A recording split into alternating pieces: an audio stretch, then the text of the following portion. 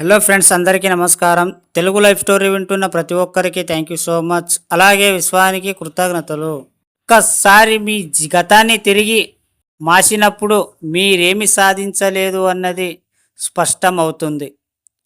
గతానికి full stop పెట్టేయండి.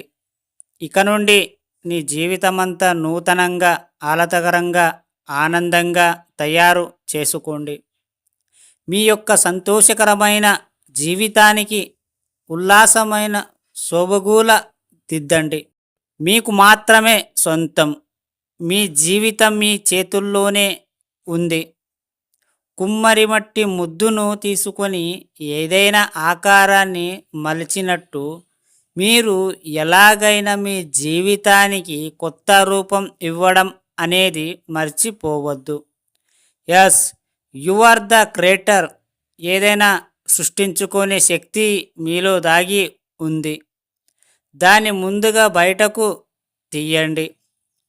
చీకటి గదిలో ముసిగేసి పడుకున్నట్లు కాకుండా బయట ప్రపంచంలోకి అడుగు పెట్టండి. ఈ విశ్వం చాలా విశాలమైనది. ఈ విశాల విశ్వంలో ఎంతో సంపద మీ కొరకు సిద్ధంగా ఉంది.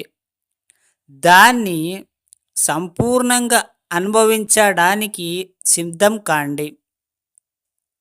మీరు ఏది కోరినా సమకూర్చడానికి విశ్వం సిద్ధంగా ఉంది.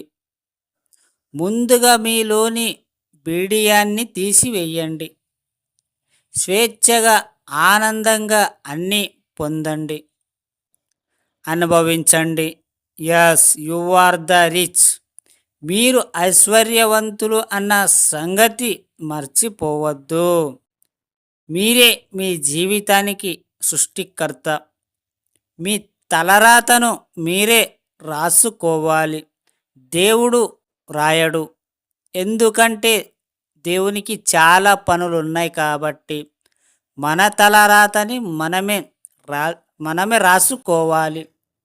ఎలా రాసుకోవాలంటే కొన్ని రోజులు నీకన్నా బాగా ఎవరు ఆలోచించకూడదు.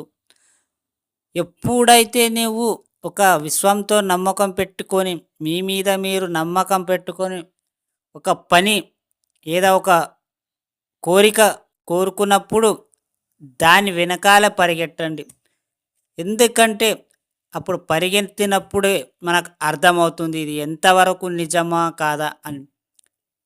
ఇది నిజమా కాదా అనేది తెలవాలంటే మీరు కొన్ని రోజులు మీరు ప్రయత్నించాలి, విశ్వాన్ని నమ్మాలి.